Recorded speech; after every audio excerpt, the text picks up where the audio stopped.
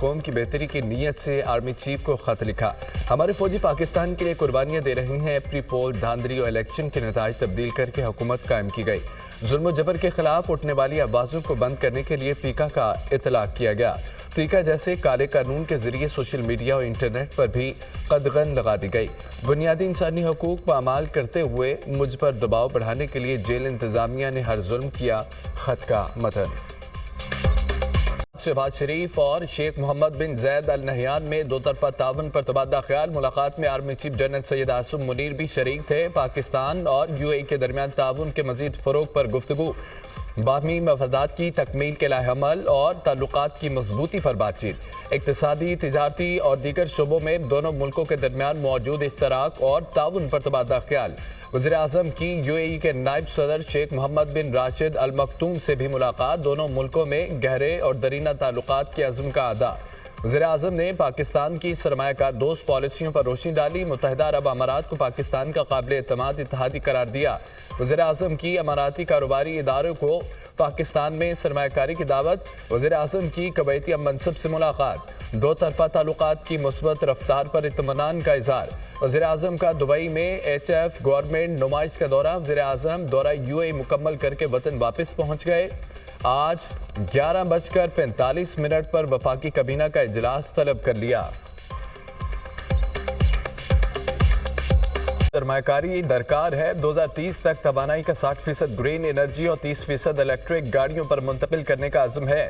پاکستان میں سرمایہ کاری کے لیے بہترین موقع ہے۔ جوہری، ہوا بانی اور شمسی توانائی کے منصوبوں کو فروغ دے رہے ہیں۔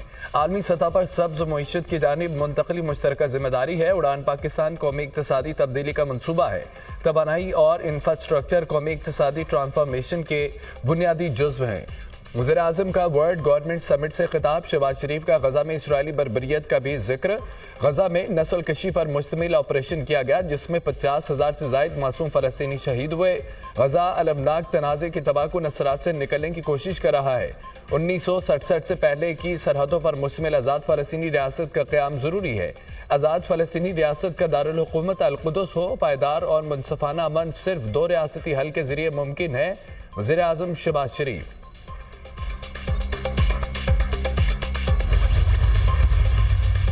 صدر آصف علی زرداری کا پرتپاک استقبال۔ دونوں رہنماؤں کا دو طرفہ اہمیت کے امور پر تبادلہ خیال۔ مختلف شعبوں میں تعاون مزید گہرا کرنے کی ضرورت پر زور۔ دو طرفہ تعاون بڑھانے، ثقافتی اور عوامی سطح پر تعلقات فروغ دینے پر گفتگو۔ صدر مملکت کی پرتگال کے صدر کو دورہ پاکستان کی دعوت۔ پرتگال کے صدر کے دورے سے دوستی کا بندھن مزید مضبوط ہوگا۔ تعاون کی نئی راہیں کھلیں گی۔ پاکستان اور پرتگال کے درمیان خوشگوار دو طرفہ تعلقات ہیں۔ صدر مملکت کی گفتگو۔ اپنے بچے آرام سے باہر بیٹھے ہیں، دوسروں کے بچوں کو جیل میں ڈالا ہوا ہے۔ میرا عوام سے محبت کا رشتہ کچھ لوگوں کو برداشت نہیں ہو رہا۔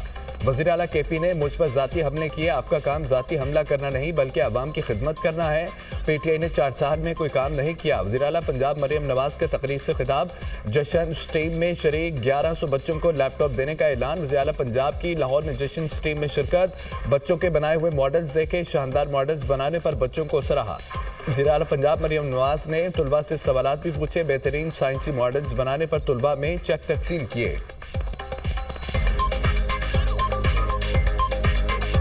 نامعلوم افراد نے 3 مالبدار گاڑیوں اور ایک ٹینکر کو آگ لگا دی۔